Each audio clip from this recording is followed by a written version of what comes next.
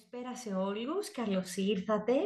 Σας ευχαριστούμε πολύ για τη σημερινή σας παρουσία σε ένα εξαιρετικά πραγματικά σεμινάριο με τίτλο «Αυτιστική συγκάλυψη». Τι σημαίνει, ποιοι είναι οι τρόποι διαχείρισης.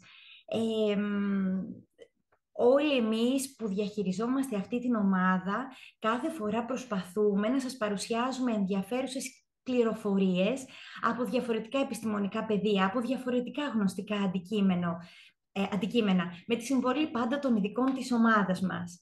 Ε, Πριν προχωρήσω στην παρουσίαση της ειδικού μας, θα ήθελα να σας ενημερώσω πως για όσους ενδιαφέρεστε για βεβαιώσεις παρακολούθησης, λίγο πριν τη λήξη του σεμιναρίου θα ανέβει πάλι ένα link στο chat, θα συμπληρώσετε τα στοιχεία σας και σε λίγες μέρες θα σας έρθει η βεβαίωση.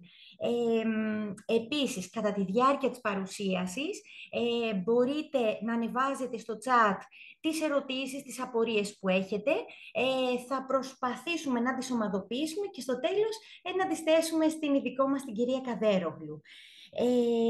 Λοιπόν, και τώρα ο λόγος στην κυρία Ευθαλία Καδέρογλου, που είναι ειδική παιδαγωγός και σύμβουλος ψυχικής υγείας.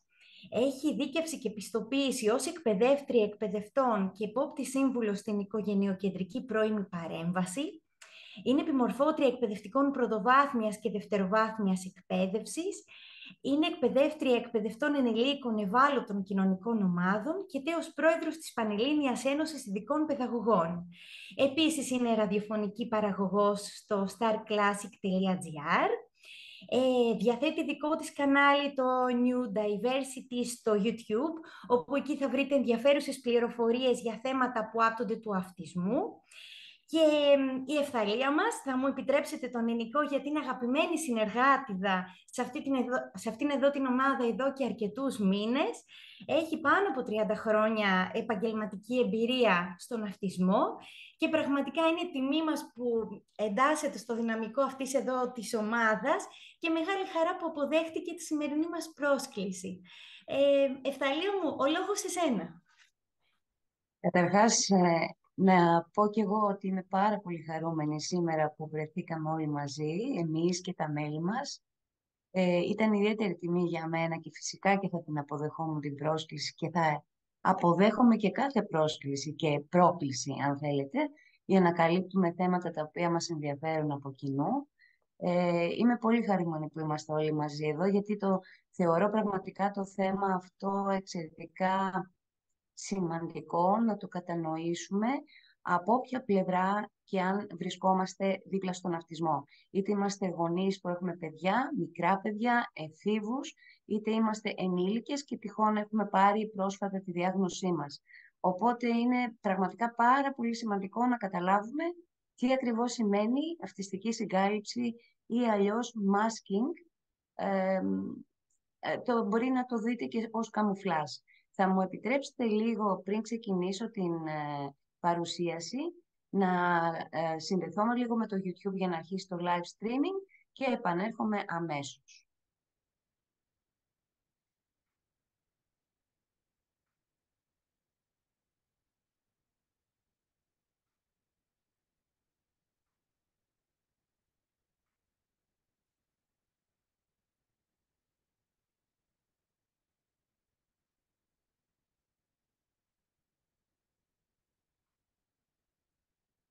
Ωραία, περιμένουμε λιγάκι την Ευθαλία.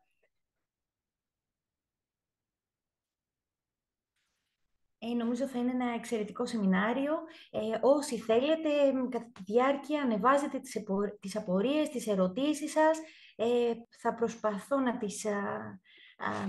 να τις συγκεντρώσω. Θα προσπαθήσω να τις συγκεντρώσω και να τις υποβάλω στην Ευθαλία.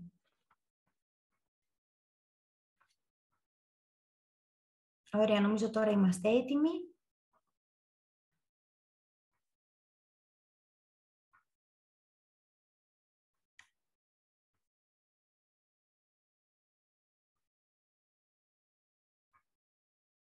Λοιπόν, έχει ξεκινήσει το live stream στο κανάλι. Ξεκινάω να κάνω διαμοιρασμό της οθόνης για να ξεκινήσουμε λίγο την παρουσίαση.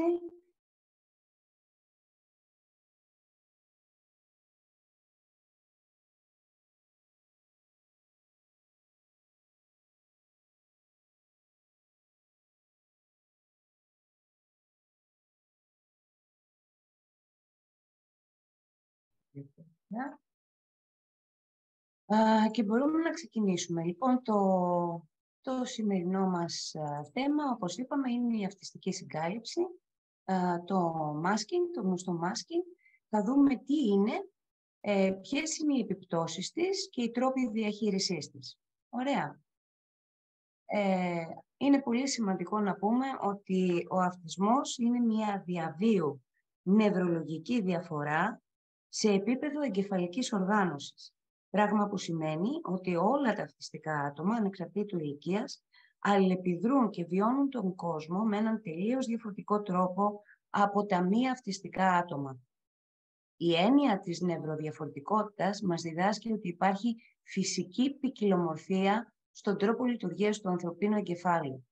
Ο αυτισμός είναι ένα παράδειγμα νευροαπόκλησης και ως εκ τούτου θα πρέπει να θεωρηθεί ως μια φυσική διαφορά που πρέπει όμως να υποστηριχθεί παρά ως ένα έλλειμμα ή μια διαταραχή που πρέπει να θεραπευτεί. Εγώ προσωπικά επιμένω πολύ σε αυτό. Ο αυτισμός είναι ένα φάσμα, γι' αυτό λέμε διαταραχή αυτιστικού φάσματος, αν και δεν μου αρέσει και ο όρος διαταραχή. Είναι μια μορφή νευροδιαφορετικότητας. Ως φάσμα λοιπόν έχουμε φάσμα ικανοτήτων και φάσμα προκλήσεων. Κάθε αυτιστικό άτομο έχει τις δικές του μοναδικές δυνάμεις και προκλήσεις. Υπάρχει λοιπόν μεγάλη ετερογένεια. Γι' αυτό λέμε ότι κανένα αυτιστικό άτομο δεν είναι ίδιο με το άλλο. Κάθε αυτιστικό άτομο βιώνει το δικό του φάσμα που περιλαμβάνει τα δυνατά του σημεία, δηλαδή τα σημεία που υπερέχει, αλλά έχει φυσικά και τις προκλήσεις του, τα σημεία που δυσκολεύουν την καθημερινότητά του. Από λίγο έως πολύ. Αν και η αυτιστική εμπειρία λοιπόν είναι διαφορετική για κάθε άτομο, υπάρχουν πάντα οι κοινοί τομείς διαφοροποίησης στην νευροδιαφορετικότητα του αυτισμού.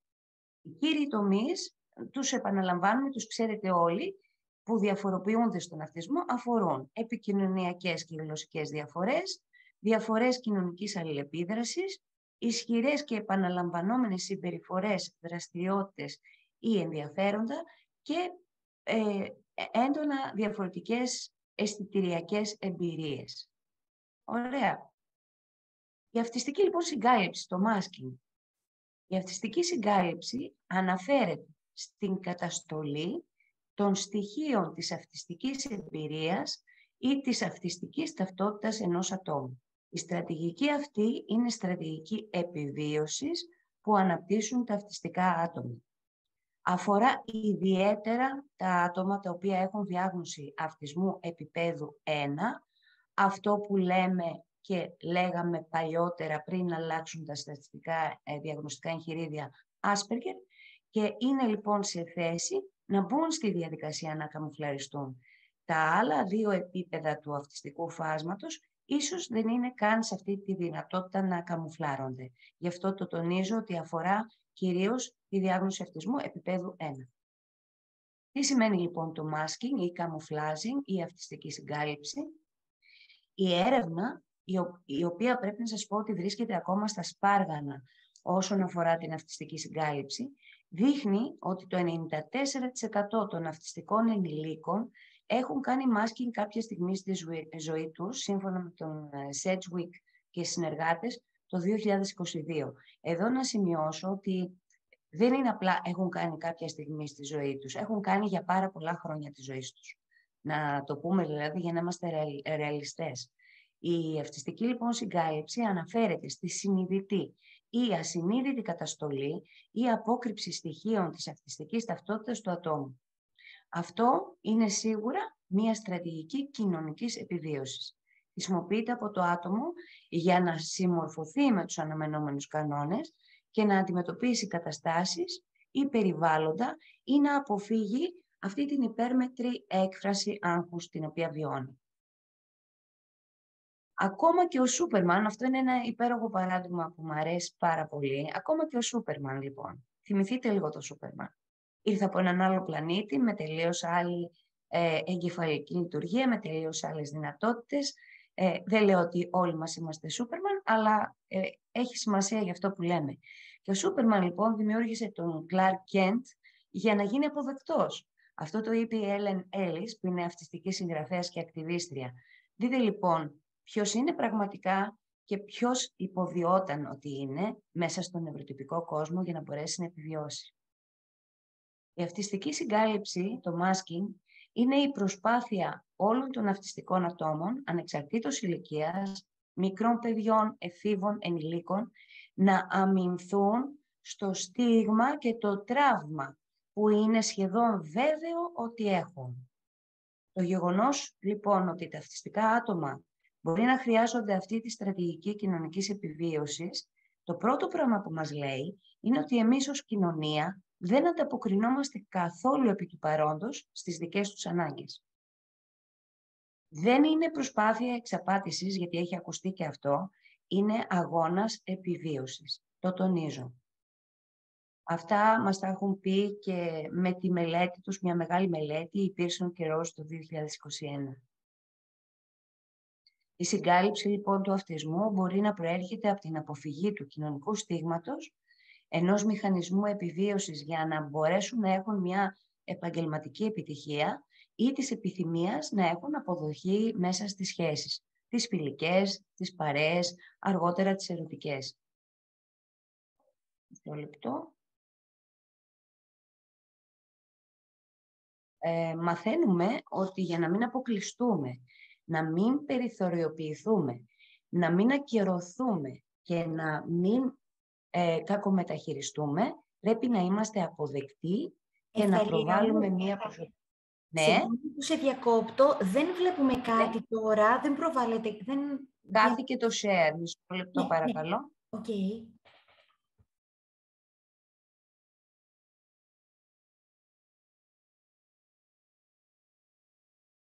Για κάποιο λόγο χάθηκε το share, ένα λεπτό. Τώρα βλέπετε. Ναι, τώρα εντάξει. Ναι. Okay. Μαθαίνουμε λοιπόν ότι για να μην αποκλειστούμε, να μην περιθωριοποιηθούμε, να μην ακυρωθούμε, να μην μας κακομεταχειριστούν, πρέπει να είμαστε αποδεκτοί και να προβάλλουμε μια προσωπικότητα που εφησυχάζει τους νευροτυπικούς, ώστε να μην μας συμπεριφέρονται με αυτόν τον τρόπο. Αυτό λοιπόν είναι ένα απόσπασμα από τον Kieran Rose, την Kieran Rose, που είναι αυτιστική συνήγορος και συγγραφέας. Είναι πραγματικά συγκλονιστικό αν το αναλογιστούμε. Σκεφτόμαστε λοιπόν διαφορετικά όταν είμαστε στο φάσμα. Αλλά ο μεγαλύτερος αγώνας ενός αυτιστικού ατόμου δεν έχει τις ρίζες του στο τι είναι αυτιστικός. Έχει τις ρίζες του στον μη αυτιστικό κόσμο στον οποίο κατοικεί. Τα αυτιστικά παιδιά λοιπόν αισθάνονται την ανάγκη να καλυφθούν κοινωνικά για να μπορέσουν να επιβιώσουν. Αισθάνονται την ανάγκη να κρύψουν την προσωπικότητά τους, τον πραγματικό τους εαυτό, τα ενδιαφέροντά τους, εννοείται και τα τουρωτά τους σημεία, προκειμένου να αποφύγουν τη συνεχή κριτική, το στίγμα, μόνο και μόνο επειδή διαφέρουν.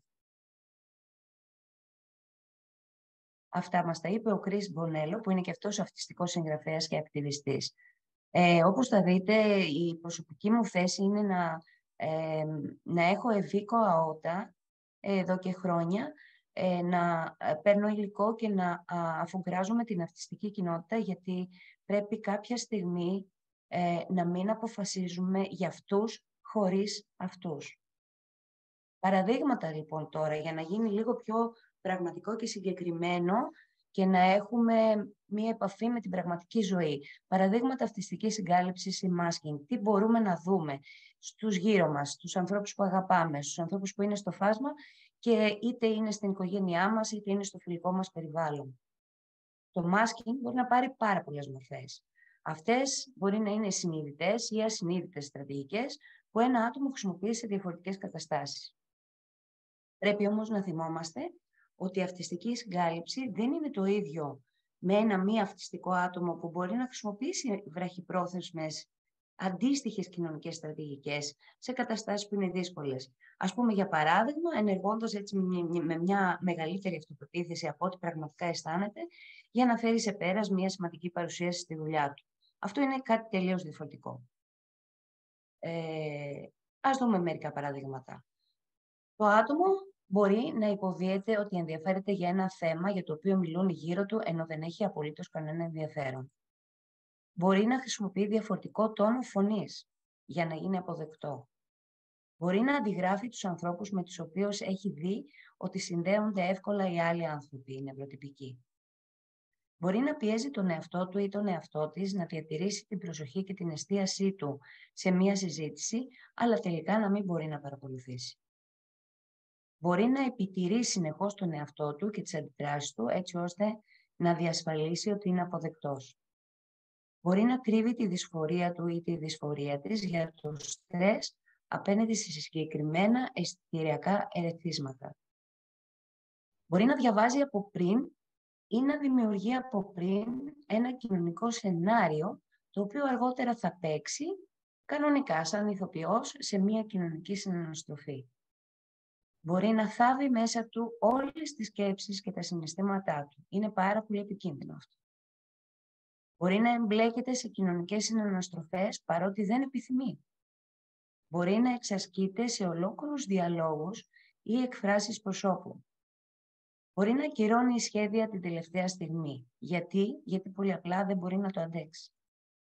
Μπορεί να υποδίεται ότι είναι ήρεμος ή σε καλή διάθεση, ενώ στην πραγματικότητα είναι γεμάτος ή γεμάτη άγχος, το οποίο δεν μπορεί να διαχειριστεί. Μπορεί να προσπαθεί, και σίγουρα το κάνει, να μην κάνει stimming, που είναι η αισθητηριακή αυτορύθμιση, ειδικά όταν βρίσκεται σε δημόσιους χώρους. Μπορεί να προσπαθεί να περνάει απαρατήρητος ή απαρατήρητη. Μπορεί να κρύβει επιμελώς τα δικά του ειδικά ενδιαφέροντα. Μπορεί να προσπαθεί να δείχνει φυσιολογική, δηλαδή σύμφωνα με τα κριτήρια που έχει θέσει η νευροτυπική κοινωνία. Μπορεί να επιβάλλει στον εαυτό του ή στον εαυτό της να κάνει περισσότερη βλεμματική επαφή.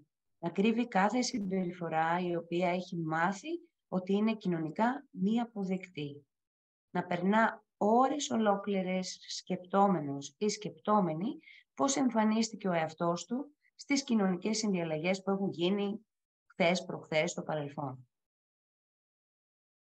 Μπορεί να κάνει σενάριο ή πρόβα ή ακόμα και να ετοιμάζει μία τράπεζα φράσεων για συνομιλίες ή για διάφορες κοινωνικές συνδιαλλαγές που θα πρέπει να έχει.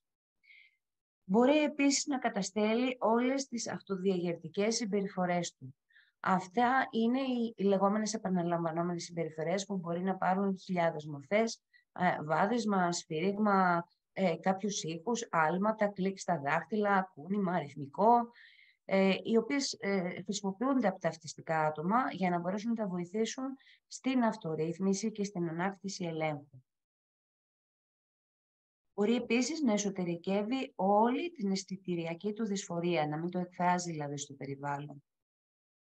Αντιγράφει ή να αντιγράφει εκφράσεις προσώπου και τη γλώσσα του σώματος των νευροτυπικών. Επίσης μπορεί να μιλάει περισσότερο από το κανονικό και να κάνει oversharing. Τι σημαίνει αυτό? Πάρα πολλά αυτιστικά άτομα νομίζουν ότι αν μιλούν πολύ δείχνουν περισσότερο κοινωνικά, αλλά καταλήγουν να μοιράζονται ευαίσθητες πληροφορίες τις οποίες καλό θα ήταν να τις είχαν κρατήσει για τον εαυτό τους. Αυτό είναι το oversharing. Μπορεί επίσης να τον δείτε ή να την δείτε να φεύγει νωρίς από ένα κοινωνικό συμβάν ή να πηγαίνει συχνά στις τουαλέτες για να αποφύγει το meltdown, την αυτιστική κατάρρευση. Όσοι δεν ξέρετε τι σημαίνει αυτιστική κατάρρευση και μπερδεύετε την έκρηξη θυμού με την αυτιστική κατάρρευση, θα σας παρακαλούσα, αν θέλετε, μπορείτε να δείτε, έχω κάνει κάποιο σχετικό βίντεο, μπορείτε να το δείτε κάποια άλλη στιγμή. Οι επιπτώσεις τώρα, για να περάσουμε στις επιπτώσεις. Οι επιπτώσεις είναι πολύ μεγάλες και πολύ σπουδαίες. Το masking μπορεί να προκαλέσει συναισθηματική βλάβη, όπως είναι η αυτιστική εξουθένωση, το burnout, συναισθηματική δυσφορία και πολύ έντονες ανησυχίες για την ψυχική υγεία, μπορεί να οδηγήσει δηλαδή σε κατάθλιψη ή σε αγχώδη διαταραχή. Αυτά σκάνε συνήθως στην εφηβεία. Πρέπει να ξέρετε, το απευθύνω κυρίως σε γονείς μικρών παιδιών. Για ένα λοιπόν αυτιστικό άτομο, θέλω να το θυμάστε πάρα πολύ αυτό. Η συνεχής πίεση και η μη αυθεντικότητα που φέρνει η συγκάλυψη είναι ένα εξαντλητικό και ένα διαβρωτικό ψυχολογικό βάρος. Μην το παίρνετε έτσι πάρα πολύ ελαφρά. Είναι πάρα πολύ σημαντικό για την ψυχική υγεία. Για όσους λοιπόν έχουν υιοθετήσει την αυτιστική συγκάλυψη επί σειρά ετών, αυτό μπορεί να οδηγήσει σε συνολικά πολύ χειρότερα αποτελέσματα ψυχικής υγείας και να θέσει τα άτομα σε κίνδυνο κατάθλιψης, άγχους, αυτιστικής εξουθένωσης, οδηγώντας μερικούς από αυτούς και σε σκέψεις αυτοκτονίας. Δεν θέλω να σας φοβήσω, αλλά είναι η νούμερο 1 αιτία θανάτου στην αυτιστική κοινότητα. Θυμηθείτε το, είναι στατιστική, δεν το λέω εγώ. Αυτά όλα που σας είπα είναι από τα τρέχοντα διεθνή διαγνωστικά κριτήρια για τη διάγνωση της κατάστασης του αυτισμού από το ICD-11. Η συγκάλυψη, όπως λέει το ICD-11, απαιτεί εξαντλητική προσπάθεια. Η περιστασιακή της χρήση μπορεί να βοηθήσει τα αυτιστικά άτομα μία συγκεκριμένη στιγμή, αλλά η παρατεταμένη και χρόνια χρήση της μπορεί να έχει πάρα πολύ σημαντική και επιζήμια επίδραση στην ψυχική υγεία και ευεξία. Έχει αναγνωριστεί πλέον αυτό και πρέπει να το λαμβάνουμε σοβαρά όλη η υπόψη, αλλά και η ειδική ψυχικής υγείας, ιδιαίτερα. Τώρα, τι γίνεται με το μάσκινγκ στις γυναίκες?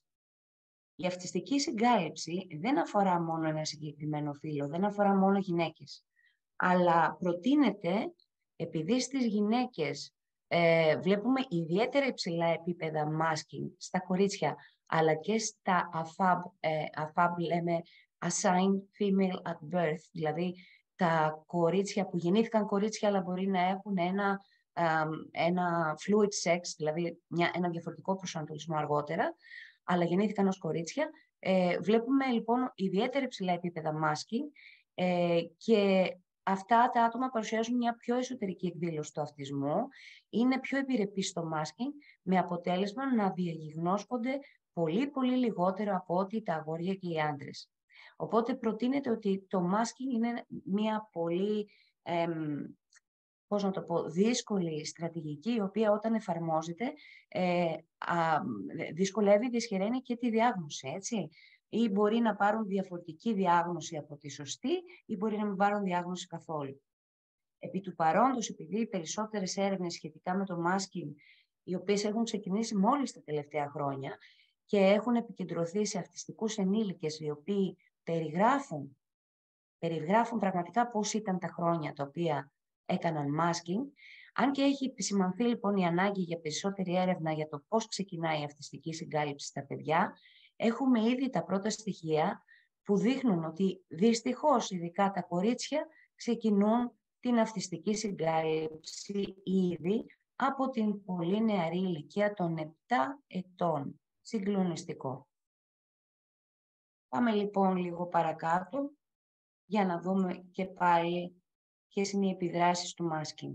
Οι επιζήμιες λοιπόν και μακροπρόθεσμες επιπτώσεις της χρήσης μάσκας, δηλαδή του masking, του καμουφλάζ, είναι η αυτιστική κόπωση, η αυτιστική εξουθένωση, σοβαρή εξάντληση συνοδευόμενη από άλλες δυσκολίες, συμπεριλαμβανομένων αυξημένων καταρρεύσεων ή της πλήρους απόσυρσης. Δηλαδή, αν δείτε ένα άτομο το οποίο αποσύρεται σε όλες τις δραστηριότητες, δυσχεραίνεται ακόμα και η επικοινωνία η οποία είχε, σταματάει κάθε επικοινωνία, μεγάλο καμπανάκι ότι κάτι πάρα πολύ σημαντικό συμβαίνει και πρέπει να το δούμε. Έχουμε, πάρα πολύ βασικό είναι αυτό, έχουμε εξαιτίας του masking μία απόρριψη της δικής τους ταυτότητας με άμεση επίπτωση στην όποια αυτοεκτίμηση έχουν για τον εαυτό τους. Κακή ψυχική υγεία, συμπεριλαμβανομένου του άγχους και της κατάθλιψης, όπως είπαμε, αυξημένος κίνδυνος αυτοκτονικών σκέψεων, διατροφικές διαταραχές και επίσης είναι πολύ σημαντικό ότι έχουν φτάσει στο σημείο να νιώθουν ότι δεν χρειάζεται να αναγνωριστούν ή να ικανοποιηθούν οι ανάγκες τους ποτέ. Έχουν πάψει να το ελπίζουν. Και φυσικά αυτό που είπαμε και πριν, καθυστερημένη διάγνωση ή παντελής έλλειψη διάγνωσης. Τώρα, ας περάσουμε λίγο και στους τρόπους διαχείρισης. Η ανάπτυξη της δικής μας κατανόησης του αυτισμού και του τι σημαίνει να είσαι αυτιστικός συμπεριλαμβανομένης και της συνειδητοποίησης ότι τα παιδιά μπορεί να καλύπτουν τους εαυτούς τους, θα μας βοηθήσει πραγματικά να εργαστούμε προς αυτή την κατεύθυνση. Για να είναι όμως λιγότερο πιθανό τα παιδιά να καλυφθούν, θα πρέπει να αισθάνονται ότι οι αυτιστικές τους ταυτότητες, αυτό που είναι δηλαδή, αυτό που πραγματικά είναι, να γίνονται σεβαστές αλλά και να λαμβάνουν υποστήριξη. Αντί λοιπόν να περιμένουμε από τους αυτιστικούς ανθρώπους να αλλάξουν για να ταιριάξουν στο περιβάλλον, πρέπει το περιβάλλον να αλλάξει για να υποστηρίξει την ευρωδιαφορετικότητα. Τα σχολεία, αλλά και άλλα περιβάλλοντα και θεραπευτικά περιβάλλοντα και περιβάλλοντα ψυχικής υγείας θα πρέπει να στοχεύουν, να το κάνουν αυτό σε επίπεδο ολόκληρης της μονάδας τους. Να αυξάνουν την κατανόηση του αυτισμού, ας πούμε, εντός της σχολικής κοινότητας, να είναι κάτι που αφορά το προσωπικό, τους μαθητές, τους γονείς, αλλά να συμπεριλάβουμε και τους γονείς των μη αυτιστικών παιδιών. Είναι πολύ σημαντικό ολόκληρη η σχολική κοινότητα να αγκαλιάσει την έννοια της νευροδιαφορετικότητας, ώστε να βλέπει τον αυτισμό ως διαφορά και όχι ως έλλειμμα και φυσικά όχι ως αποδιοπομπαίο τράγο. Πρέπει επίσης να δώσουμε πάρα πολύ μεγάλη έμφαση στην προστασία από τον εκφοβισμό. Όπως γνωρίζετε πάρα πολύ καλά, ο εκφοβισμός των αυτιστικών παιδιών και νέων είναι κάτι που τα σχολεία πραγματικά πρέπει να αντιμετωπίσουν. Υπήρχε και πρέπει να πω εδώ ότι σύμφωνα με τον νόμο και στην Ελλάδα και στη χώρα μας, η πολιτική συμπεριφορά ενός σχολείου πρέπει να καθορίζει και τα ανάλογα μέτρα για τυχόν αντιμετώπιση τέτοιων φαινομένων. Πρέπει το προσωπικό να εκπαιδεύεται και να επαγρυπνεί, αλλά πρέπει επίσης να γίνονται και εκπαιδευτικά προγράμματα μέσα σε όλες τις τάξεις, έτσι ώστε να μαθαίνουν όλα τα συνομιλικά παιδιά, να ενθαρρυνθούν, να είναι υποστηρικτές και όχι θεατές. Να σηκωθούν λοιπόν και να υποστηρίξουν τους συνομιλίκους τους που έχουν μια διαφορετικότητα. Και επίσης είναι απολύτως ζωτικής σημασίας όλα τα σχολεία, αλλά να το περάσουμε λίγο και στους χώρους εργασίας, να εργαστούν για να γίνουν κοινότητες που δεν έχουν αποκλεισμούς και που επιδιώκουν να προστατεύσουν όλα τα νευροδιαφορετικά άτομα από τέτοιες ενέργειες εκφοβισμού. Επίσης, χρειάζεται να δώσουμε πάρα πολύ μεγάλη έμφαση στη μέριμνα για την ψυχική υγεία.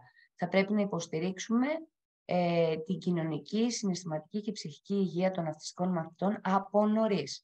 Διότι τα στοιχεία δείχνουν ότι πάνω από το 70% των αυτιστικών παιδιών καταλήγουν και με πρόβλημα ψυχικής υγείας.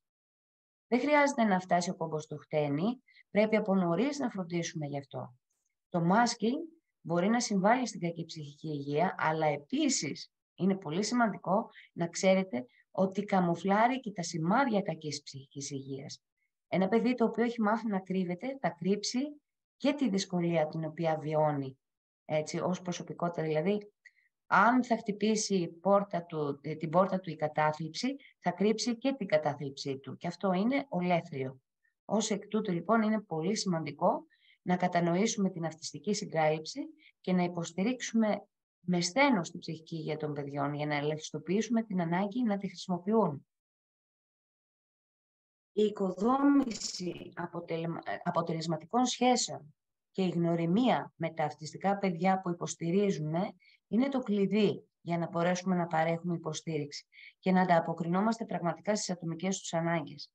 Για παράδειγμα, αν γνωρίζουμε τι τους κάνει ανήσυχους, αν γνωρίζουμε τι τους ζορίζει, ακόμα και αν καλύπτουν αυτή την αντίδραση άγχους, θα μας επιτρέψει να μπορέσουμε να αφαιρέσουμε αυτό το εμπόδιο, να κάνουμε τις προσαρμογές, επομένως να μειώσουμε την ανάγκη του masking. Κάνουμε πρόληψη, δηλαδή, με λίγα λόγια.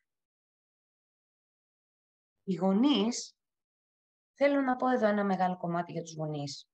Εύχομαι να είναι αρκετοί μαζί μας. Οι γονείς είναι οι μόνοι ειδικοί στα δικά τους παιδιά. Ακούστε το καλά αυτό. Οι γονείς είναι οι μόνοι ειδικοί στα δικά τους παιδιά. Όχι για τα παιδιά του γείτονα, ούτε του φίλου, για το δικό τους παιδί.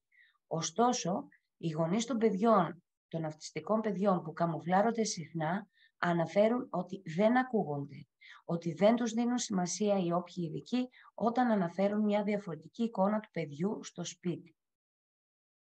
Πολλά αυτιστικά παιδιά θα παρουσιαστούν πραγματικά διαφορετικά στο σπίτι. Αυτό οφείλεται στο αίσθημα ασφάλειας, ότι εκεί μπορούν λίγο παραπάνω να είναι ο εαυτός τους, καθώς και ότι βιώνουν λιγότερη πίεση για να κάνουν μάσκινγκ. Για παράδειγμα, μπορεί να αντιδρούν περισσότερο σε κάποια πράγματα από ό,τι στο σχολείο, γιατί απλά στο σπίτι δεν φοβούνται τόσο. Υπάρχει και ένας άλλος λόγος, είναι το φαινόμενο της Coca-Cola. Τι είναι το φαινόμενο της Coca-Cola? Οι γονείς αναφέρουν ότι πολλές φορές η πίεση της αντιμετώπισης του άγχους κατά τη διάρκεια μιας σχολικής ημέρας αυξάνεται, πιέζεται το ανθρακικό και μετά απελευθερώνεται μόλις φτάσουν τα παιδιά στο σπίτι. Οπότε εκεί γίνεται η έκρηξη. Κάνουν μάσκινγκ λοιπόν όλη την ημέρα και μόλις γυρίσουν στο σπίτι βγάζουν τα σπασμένα. Αυτό λοιπόν μπορεί να είναι και ένας λόγος για τον οποίο πολλές φορές οι ειδικοί αναφέρουν ότι δεν βλέπουν σημάδια δυσκολίας, αλλά στο σπίτι οι γονείς αναφέρουν πάρα πολύ δυσάρεστες συμπεριφορές και meltdowns, τα οποία θυμίζουν εκρήξεις θυμού. Και εκεί πραγματικά χάνεται η μπάλα. Εδώ λοιπόν, προκειμένου να υποστηριχτούν σωστά όλα τα αυτιστικά παιδιά, γενικά τα αυτιστικά άτομα, οι εκπαιδευτικοί και οι πάσης φύσεως ειδικοί πρέπει να έχουν μια πραγματική εικόνα των δυνατών σημείων, αλλά και των προκλήσεων που παρουσιάζουν και στο σπίτι. Η συνεργασία με τους γονείς μπορεί να προσφέρει πάρα πολύ πολύτιμες πληροφορίες και να μας βοηθήσει να δημιουργήσουμε μια ουσιαστική σχέση. Γιατί αν δεν κάνουμε ουσιαστική σχέση, δεν έχουμε τη βάση. Είναι σαν να λέμε φτιάχνω μια τούρτα. Γίνεται να φτιάξω μια τούρτα χωρίς να βάλω παντεσπάνι? Θα γκρεμιστεί. Η βάση όλης της παρέμβασης είναι η σχέση. Για οποιαδήποτε παρέμβαση και για οποιαδήποτε υποστήριξη. Και είναι πραγματικά επιτακτική ανάγκη να ακούγονται οι γονείς και οι φροντιστές. Μπορεί να μην είναι η μητέρα ή ο πατέρας, μπορεί να είναι η γιαγιά η οποία φροντίζει το παιδί. Όποιος είναι δίπλα στο παιδί. Αν λοιπόν αναφέρουν ανησυχίες, μην τις απορρίψετε απλά και μόνο επειδή δεν τις έχετε δει εσείς. Στην πραγματικότητα, η διαφορά μεταξύ των δύο παρουσιάσεων, δηλαδή των δύο εαυτών που μπορεί να υπάρχουν σε διαφορετικά περιβάλλοντα, θα πρέπει να είναι ένα ισχυρό καμπανάκι για σας που να σας λέει ότι υπάρχει πολύ μεγάλη πιθανότητα το παιδί ή ο νέος να κάνει έντονο masking. Είναι δηλαδή, κρούεται ο κόδωνος του κινδύνου με αυτό. Είναι όμως πολύ μεγάλη επιτακτική ανάγκη να μάθουμε να ακούμε και τα ίδια τα παιδιά και τους ίδιους τους νέους. Οφείλουμε να παρατηρούμε, να αφουγκραζόμαστε, να ρωτάμε. Σκεφτείτε, μιλάμε για αυτισμό επίπεδου 1 αυτή τη στιγμή, κατά κύριο λόγο, έτσι. Μιλάνε τα παιδιά, ακούστε τους, δώστε σημασία στις πραγματικές ανάγκες της νευροδιαφορετικότητας που έχουν. Είναι πάρα πολύ σημαντικό να ακουστεί η φωνή τους. Συμπερασματικά λοιπόν, αν εργάζεστε με αυτιστικά παιδιά και νέους ή αν είστε γονέας αυτιστικού παιδιού ή εφήβου, είναι πάρα πολύ πιθανό ότι πολύ σύντομα θα έρθετε αντιμέτωποι με την αυτιστική συγκάλυψη. Με την κατανόηση λοιπόν του αυτισμού και της αυτιστικής συγκάλυψης, μπορείτε να κάνετε έναν αναστοχασμό, να ανταποκριθείτε καλύτερα στις ανάγκες τους και ενδεχομένως, αυτό είναι το ζητούμενο, να μπορέσετε να αφαιρέσετε μερικούς από τους λόγους που μπορεί να τους οδηγούν στην υιοθέτησή της. Πραγματικά είμαι έτοιμη να ακούσω τις ερωτήσεις σας. Θα ήθελα πάρα πολύ να ευχαριστήσω για άλλη μια φορά την ομάδα Asperger Ελλάδος για την πρόσκληση και για την υπέροχη συνεργασία που έχουμε. Ευχαριστώ όλους σας για τη συμμετοχή σας και τώρα θα είμαι στη διάθεσή σας για τυχόν ερωτήσεις. Ωραία. Ευκαιρία μου να ξεκινήσουμε. Αν υπάρχουν ερωτήσεις, βέβαια. Ωραία. Λοιπόν, καταρχήν εξαιρετική παρουσίαση και ροή λόγου. Φανταστική. Ευχαριστώ πολύ. Λοιπόν, μας ρωτάνε, γνωρίζουν ποιος είναι ο πραγματικός τους εαυτός, τι τους κάνει χαρούμενους. Το τι τους κάνει χαρούμενους, ελπίζω να μην το χάσουν στην πορεία. Η ερώτηση όμως έχει και μία μορφή η οποία πραγματικά είναι συγκλονιστική και εδώ μου δίνετε την ευκαιρία να πω ότι πολύ συχνά με το masking χάνουν την αίσθηση της πραγματικής τους ταυτότητας, γιατί σκεπάζεται κάτω από επίπεδα απαιτήσεων που κοιτάνε να ανταποκριθούν από τον ευρωτυπικό κόσμο. Κάπου στην πορεία, αν το κάνουν για πάρα πολλά χρόνια, χάνουν την αίσθηση της πραγματικής τους ταυτότητας. Και αυτό είναι πάρα πολύ δύσκολο. Και θέλει μετά πάρα πολλή δουλειά για να ξαναβρούνε την αυθεντικότητά τους. Αλλά όσον αφορά τη χαρά, θέλω να πιστεύω ότι τη διατηρούν, γιατί είναι κάτι που είναι πραγματικά ζωτικής σημασίας. Θα τα δείτε πολύ συχνά να χάνονται κάποιες φορές στα δικά τους ειδικά ενδιαφέροντα. Αλλά είναι πάρα πολύ διαβρωτική η εμπειρία του μάσκινγκ. Κάνει πολύ μεγάλο κακό στη ψυχική υγεία. Δεν ξέρω αν το εξήγησα αρκετά. Ας δούμε και τις επόμενες ερωτήσεις. Ωραία. Τι είναι αισθητηριακή αυτορύθμιση στο μάσκινγκ? Η αισθητηριακή αυτορύθμιση είναι κάτι ανεξάρτητο, δεν έχει να κάνει με το masking. Απλώς όταν τα παιδιά κάνουν masking, κρύβουν την ανάγκη τους για αυτού του τύπου την αισθητηριακή αυτορύθμιση. Δηλαδή, η αισθητηριακή αυτορύθμιση μπορεί να πάρει χιλιάδες μορφές, ανάλογα το παιδί και ανάλογα τι είναι αυτό που το ανακουφίζει. Μπορεί να είναι ένα λίκνισμα μπροστά, μπορεί να είναι παίξιμο με τα μαλλιά, μπορεί να είναι συνεχής σπάσιμο, ας πούμε, των χεριών. Μπορεί να είναι ένα squeeze toy που πρέπει να έχουν στο χέρι για να καλμάρονται. Μπορεί να είναι παίξιμο με τα χέρια μπροστά στα μάτια. Οτιδήποτε, μπορεί να πάρει οποιαδήποτε μορφή. Αυτού του είδους, παλιά το λέγαμε στερεοτυπίες, τώρα δεν το λέμε πια στερεοτυπίες, είναι επαναλαμβανόμενες συμπεριφορές αυτορυθμιστικές για τον αυτισμό. Δηλαδή, εκείνη την ώρα το παιδί προσπαθεί ή να καλμάρει το σύστημά του από μια υπερφόρτωση, ή προσπαθεί να πάρει κάποια απόλαυση. Αυτό λοιπόν προσπαθεί με το masking να μην το κάνει δημόσια, γιατί ξέρει ότι δεν είναι αποδεκτό. Είναι λίγο πιο ξεκάθαρο. Μία άλλη φίλη, νομίζω, μας λέει τα θεραπευτικά πλαίσια μήπως προωθούν το masking, όταν προσπαθούμε δηλαδή να εκπαιδεύσουμε τα παιδιά σε κοινωνικές δεξιότητες. Ας πούμε, μας δίνει ένα παράδειγμα. Όταν ένα παιδάκι δεν έχει βλεμματική επαφή, ένας θεραπευτής μπορεί να το πιέζει να αποκτήσει μεγαλύτερη, ένας άλλος όχι. Ποια είναι η δική σου άποψη? Αγγελική, ευχαριστώ και το κοινό για αυτή την πολύ καλή ερώτηση. Είμαι σε θέση μόνο να σας πω τη δική μου άποψη, χωρίς να θέλω να θίξω μεθόδους και καταστάσεις. Ναι, είναι πολύ πιθανό. Για μένα αυτό είναι κακοποίηση. Θα το πω έτσι ομά. Είναι κακοποίηση.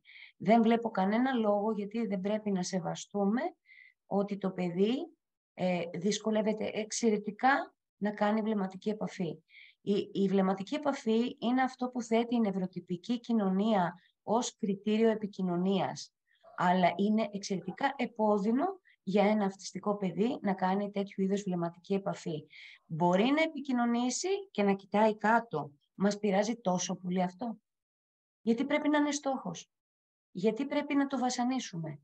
Κάποια στιγμή θα αρχίσει να έχει μια φευγαλαία βλεμματική επαφή. Ας το αφήσουμε με το δικό του ρυθμό. Ξαναλέω, είναι η δική μου προσωπική εκτίμηση μετά από τόσα χρόνια δουλειάς με το φάσμα. Είναι αυτό που θα επιθυμούσα αν είχα δικό μου παιδί και απλά σας λέω την άποψή μου. Δεν θέλω να νιώσετε άσχημα, απλά σας βάζω ένα προβληματισμό.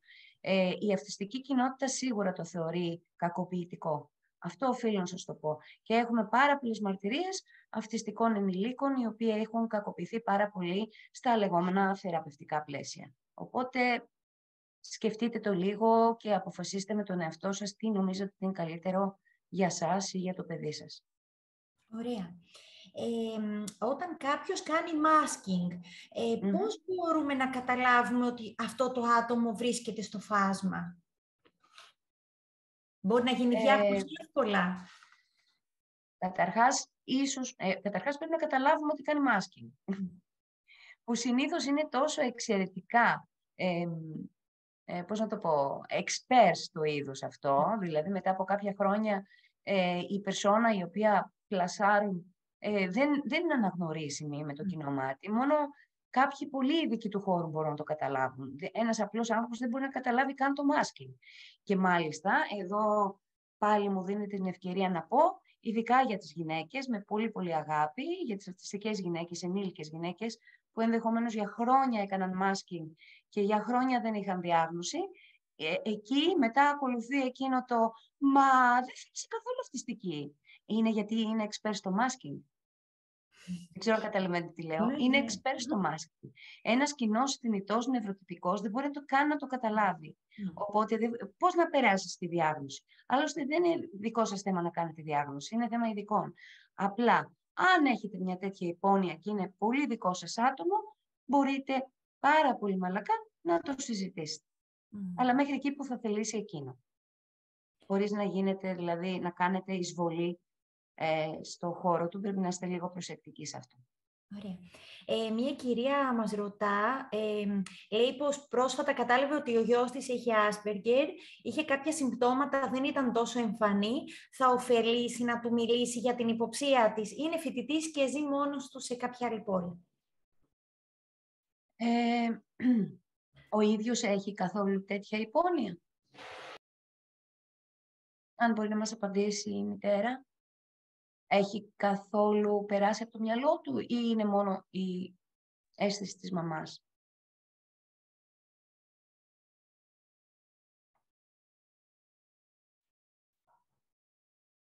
Δεν μας... να το δω. Όχι, αλλά έχει εκφράσει τις δυσκολίες του.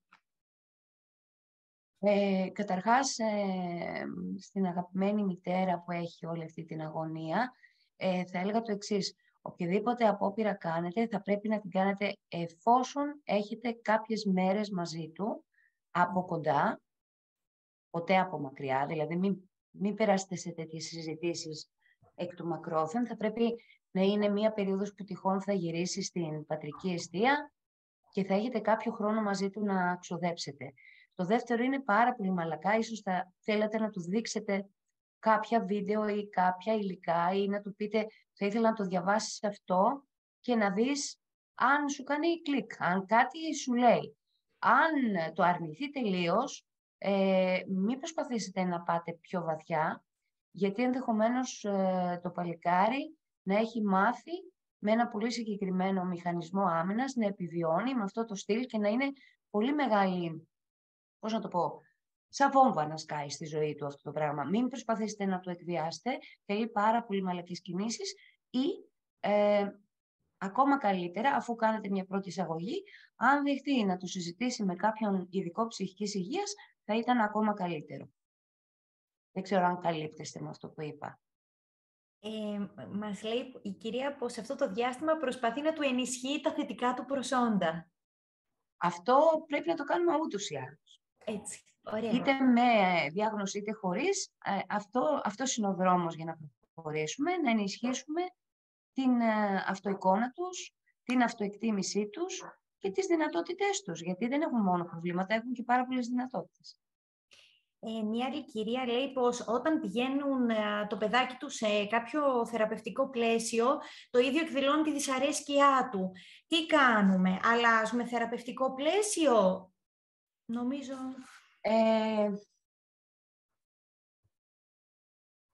Ναι, ας ακούσουμε τα παιδιά μας επιτέλους. Κάτι μας λέει το παιδί. Με όποιο τρόπο μπορεί. Με όποιο τρόπο μπορεί. Αν δεν το ακούσουμε, έχουμε μετά άλλα φαινόμενα. Μετά από αρκετά χρόνια πίεσης και ανάγκης να ακολουθούν θεραπευτικούς στόχους οι οποίοι προσπαθούν να τους κανονικοποιήσουν, να τους κάνουν να μοιάζουν νευροτυπικοί, ενώ δεν είναι. Είναι άλλη η οργάνωσή τους. Είναι άλλη η εγκεφαλική τους οργάνωση. Άλλα πράγματα πρέπει να βάλουμε σε στόχους. Ναι, θα τα βοηθήσουμε σε όποια κομμάτια δυσχεραίνουν την καθημερινότητά τους, σεβόμενοι όμως την νευροδιαφορτικότητα. Άρα λοιπόν, αν τα υποβάλλουμε σε θεραπείες οι οποίες τα κάνουν και δυσφορούν συνεχώς, και το κάνουμε αυτό για αρκετά χρόνια, μετά να μην αναρωτηθούμε, γιατί θα το πω έτσι πολύ επιστημονικά τώρα, έτσι, συγχωρέστε με, μην απορρίσουμε που χτυπάνε με τα μπιέλα στην εφηβεία και τα τρέχουμε στους ψυχιάτρους, έτσι, με Πάρα πολύ επιστημονικό όρο, σας το είπα για να το καταλάβετε. Οκ, αυτό. Μας ρωτάνε επίσης, πρέπει η διάγνωση, να συζητάμε με το παιδί μας για τη διάγνωση πριν την εφηβεία, μετά την εφηβεία. Ποια είναι η γνώμη σου? Το έχω πει και άλλες φορές, πολλές φορές, απλά υπάρχει πάντα αυτός ο φόβος του τι θα γίνει αν το παιδί το μάθει. Λοιπόν, θα σας πω το εξής. Η στιγμή που το λέμε στο παιδί με κατάλληλα για την αναπτυξιακή του ηλικία λόγια είναι μόλις πάρουμε τη διάγνωση. Αφού τη βιώσουμε λίγο εμείς, κατασταλάξουμε λίγο εμείς, την αποδεχτούμε εμείς, μόλις νιώσουμε εμείς έτοιμοι, μιλάμε με το παιδί. Γιατί το παιδί ήδη αισθάνεται τη διαφορετικότητά του, την ξέρει, στο πετσί του. Από τότε που είναι 2 χρονών και πάει στην παιδική χαρά, ξέρει ότι διαφέρει από τα άλλα παιδιά. Άρα, του ανοίγουμε ένα παράθυρο με αποδοχή και του λέμε, ξέρεις κάτι, έχεις αυτή τη διαφορετικότητα, έχεις αυτά τα συν, αυτά τα πλην, μαζί πορευόμαστε, αγαπιόμαστε, θα πορευτούμε μαζί με αυτό. Δεν χρειάζεται να το κρύβουμε για χρόνια. Γιατί τα παιδιά έχουν πληροφόρηση.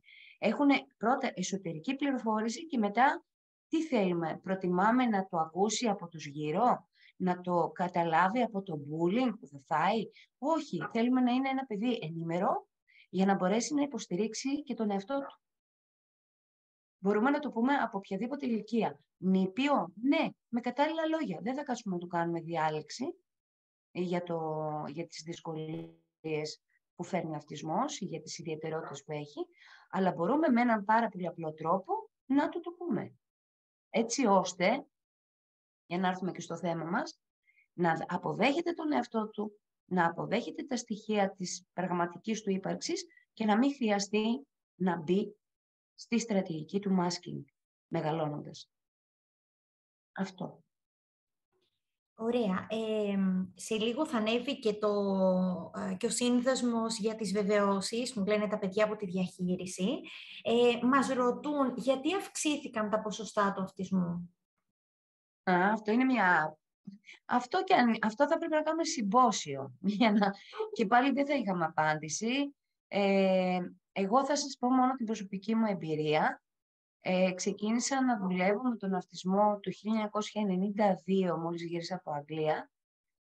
Και μέχρι το 1995 είχα περίπου στο caseload που έβλεπα την εβδομάδα 2 με 3 παιδιά.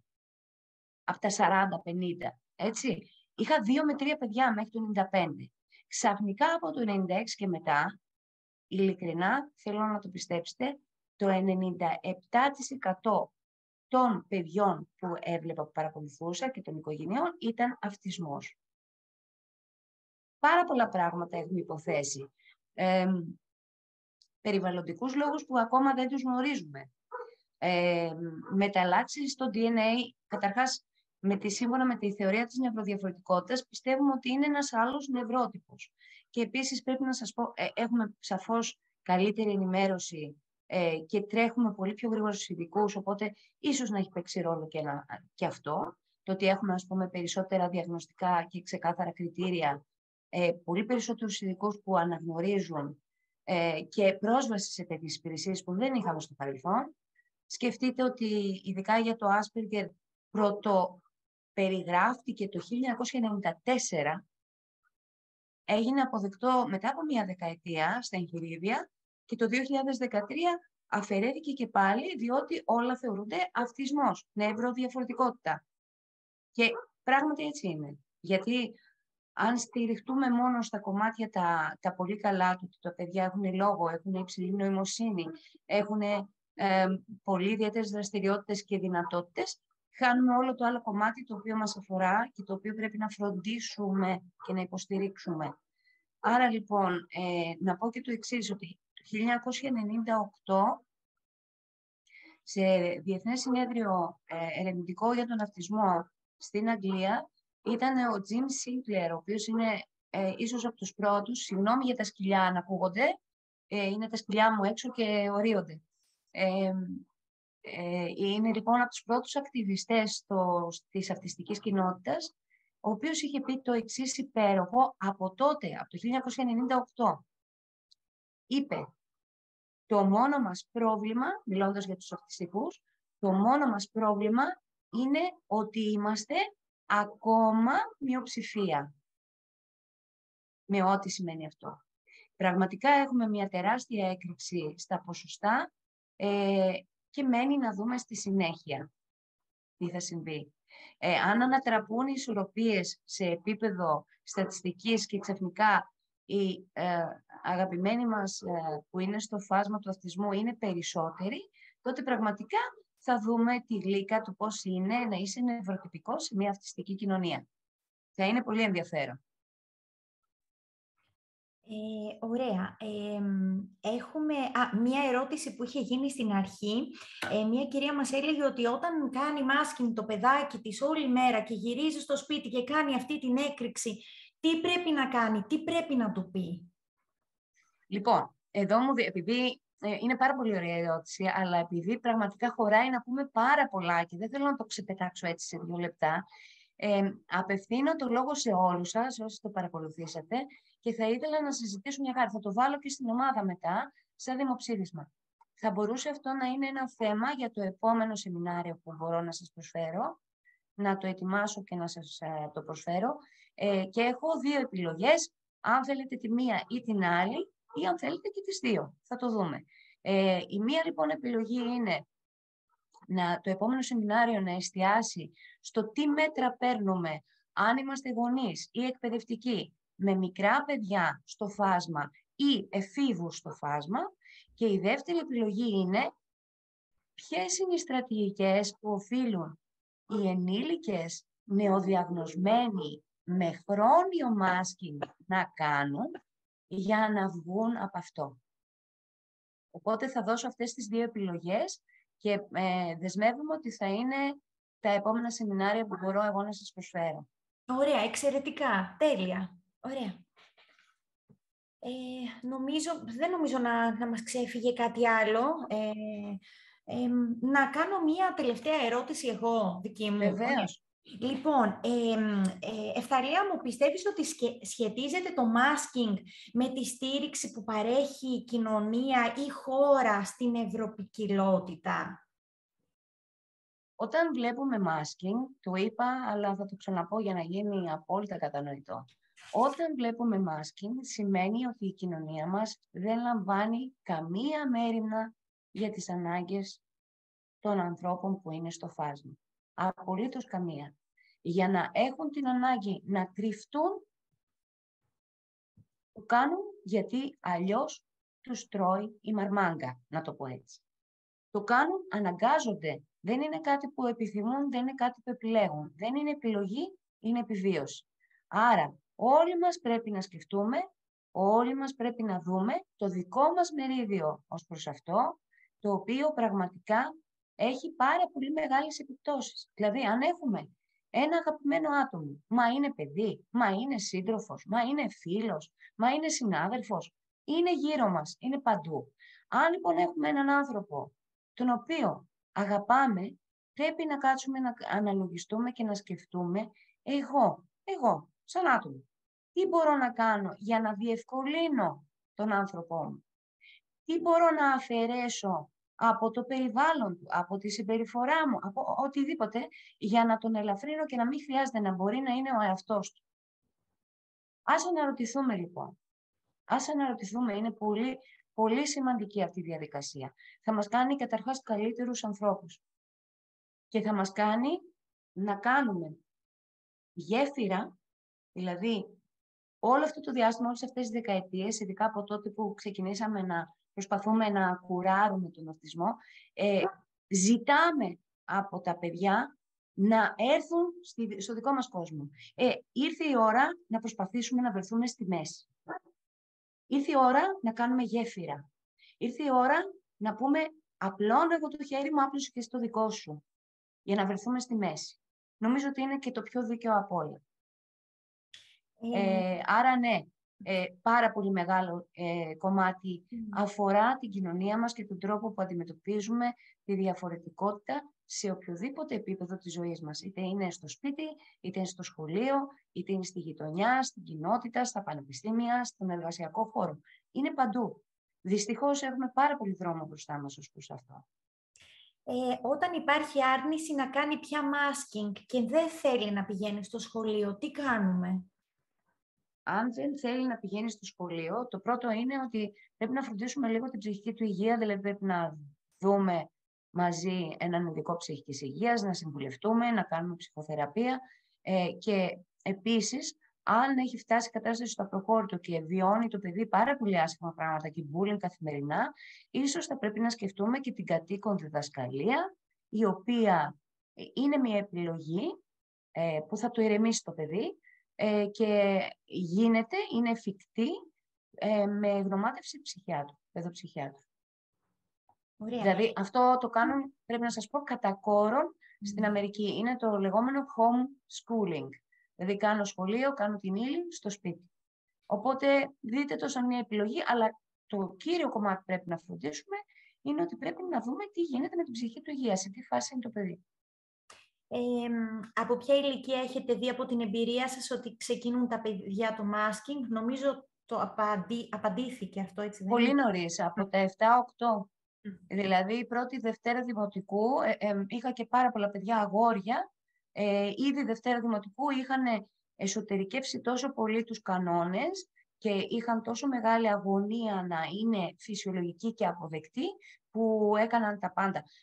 Ένα πράγμα το οποίο ξέχασα, θα το αναφέρω όμως και στα επόμενα σεμινάρια, είναι και μια άλλη επίδραση του masking. Είναι η επίδραση του, αυτό που λέγεται στα αγγλικά phoning. Δηλαδή είναι η ανάγκη το να είμαι αρεστός και να κάνω τα πάντα για να εξυπηρετώ και να βοηθώ και να κάνω τα πάντα για τους άλλους, μην τυχόν και με κάνουν αποδεκτό. Και αυτό ισχύει μέσα στο masking και ξέχασα να το βάλω στις διαφάνειες, αλλά θα το δούμε και την επόμενη φορά. Φθαλία μου, μας Ναι. ρωτούν αν υπάρχει κληρονομικότητα στον αυτισμό. Υπάρχει, αλλά είναι ένα μοσαϊκό. Είναι πάνω από 100 γονίδια υπεύθυνα και ίσως να μην τα έχουμε βρει και όλα. Είναι ένα μοσαϊκό, δεν είναι 1 ή 2 ή 3. Δεν ξέρουμε με τον τρόπο με τον οποίο αυτό λειτουργεί πια, δηλαδή ούτε μπορούμε να πούμε είναι από τον πατέρα ή είναι από τη μητέρα. Όχι, είναι ένα μοσαϊκό, το οποίο βγάζει αυτόν τον νευρότυπο. Αυτό το καινούριο που έφερε στον κόσμο μας και ειδικά από την δεκαετία του 90 και μετά βλέπουμε αυτές τις ραγδαίες αυξήσεις στην εμφάνιση αυτού του διαφορετικού νευρότυπου που λέγεται αυτισμός και μαζί με αυτόν είναι και το ΔΕΠΗ, είναι και άλλα πράγματα, τέλος πάντων μην τα θίξουμε τώρα, αλλά ναι, έχει γενετική βάση γιατί έτσι φτάνει να σας πω ότι υπάρχουν οικογένειες που μπορεί να έχουν 3 παιδιά και να είναι και τα 3 στο φάσμα. Δηλαδή σαφώς υπάρχει σύνδεση. Ή πολύ συχνά βλέπουμε κάτι που συνδέεται. Μπορεί τα 2 αδέρφια να είναι στο φάσμα και το ένα να είναι ΔΕΠΗ. Που είναι πολύ συναφή και πολύ κοντινά σαν καταστάσεις. Οπότε ναι, υπάρχει γενετικό υπόβαθρο, αλλά δεν είναι μόνο αυτό. Λέμε πάντα ότι ο αυτισμός είναι πολυγονιδιακή κατάσταση και πολυπαραγοντική. Μία συνάδελφος μας ρωτά, λέει πως στην τάξη της υπάρχει κάποιο παιδάκι που επιδεικνύει έτσι δύσκολες συμπεριφορές. Τι κάνει, το οριοθετεί, δεν έχει εμπειρία με παιδάκια, ποτέ δεν τη λαμβάνουμε στο φάσμα, οπότε τι τη συμβουλεύουμε? Θέλει οριοθέτηση, αλλά με σεβασμό. Αυτό που είπαμε, με σεβασμό στη διαφορετικότητα. Και θέλει να κάνουμε και κάποιες έξυπνες και εύκολες παρεμβάσεις μέσα στο χώρο της τάξης για να το διευκολύνουμε. Να κάνουμε και κάποιες, να ορίσουμε και κάποιες διαδικασίες, κάποια πρωτόκολλα που θα μπορέσουν να βοηθήσουν το παιδί να αντέξει μια καθημερινότητα σε ένα τυπικό τμήμα, γιατί από ό,τι κατάλαβα είναι τυπικό τμήμα. Και ένα τυπικό τμήμα έχει πάρα πολλές προκλήσεις για ένα παιδί που είναι στο φάσμα. Να παρακολουθήσω το επόμενο σεμινάριο που θα αναλύσουμε ακριβώς αυτό. Ωραία. Επίσης μας ρώτησαν ποια είναι η κατάλληλη ηλικία για διάγνωση, για ασφαλή διάγνωση. Για ασφαλή λοιπόν, αυτό είναι μια άλλη μεγάλη κουβέντα.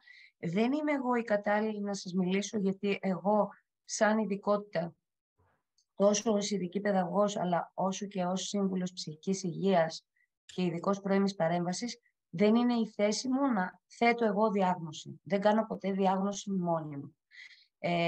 Η διάγνωση είναι υπόθεση διεπιστημονικής ομάδας και τη τελική σφραγίδα τη βάζει, έτσι είναι τα πρωτόκολλα, τη βάζει ή παιδοψυχίατρος, ή παιδονευρολόγος ή αναπτυξιολόγος. Τώρα, κανονικά πρέπει να συνεργαστεί όλη η διεπιστημονική ομάδα, να έχει εικόνα του παιδιού, να συνεδριάσουν όλοι μαζί και να συναποφασίσουν με τελική ευθύνη του γιατρού. Αυτή είναι η σωστή διαδικασία που γίνεται παντού στο εξωτερικό. Εδώ τα κάνουμε με συνεπτικές διαδικασίες, είναι όλα ιδιωτικά, τρέχουμε στον ένα γιατρό, τρέχουμε στον άλλο γιατρό, πολλές φορές διαφέρουν και οι απόψεις τους, είναι μια τρέλα. Αλλά οφείλω να σας πω ότι ανιχνευτικό τεστ υπάρχει στο βιβλιάριο του παιδιού, μπορούν να το κάνουν και οι παιδίατροι, από την ηλικία των 18 μηνών. Δηλαδή, ήδη από την ηλικία των 18 μηνών, ένα έμπειρο μάτι, ακόμα και παιδιάτρου, έχει τη δυνατότητα να δει κάποια στοιχεία. Δεν θα δώσει διάγνωση, αλλά θα παραπέμψει για την ολοκληρωμένη διαγνωστική διαδικασία που πρέπει να γίνει. Μπορούμε πολύ νωρίς να καταλάβουμε. Και να παρέμβουμε, εννοείται. Ναι, και να παρέμβουμε νωρίς. Αυτό. Ωραία. Νομίζω ότι απαντήθηκαν οι ερωτήσεις που μας έκαναν οι φίλοι μας. Εφταλία μου, ευχαριστούμε πάρα πολύ. Εγώ σας ευχαριστώ όλους από καρδιάς. Παρότι λόγω του αριθμού είναι δύσκολο να βγαίνει ο καθένας με το μικρόφωνο, γιατί φοβόμαστε μήπως πέσει το σύστημα. Ακριβώς. Σας ευχαριστώ όλους έναν που είχατε το κουράγιο να με ακούσετε. Το μόνο που θα ήθελα είναι λίγο να σκεφτείτε και να δώσετε μια ανατροφοδότηση για όλα αυτά που ακούσατε στον εαυτό σας και να δείτε λίγο πού στέκεστε εσείς ως προς όλο αυτό το φαινόμενο που λέγεται masking και τι μπορούμε να κάνουμε γι' αυτό, για να υποστηρίξουμε τα παιδιά μας καλύτερα. Σας ευχαριστώ για μια ακόμη φορά. Είμαι στη διάθεσή σας στο email μου, το οποίο μπορείτε να το βρείτε και να μου γράψετε οποιαδήποτε άλλη απορία ή ερώτηση. Και στο επανειδήν θα πω. Ευχαριστούμε πολύ. Να είστε καλά.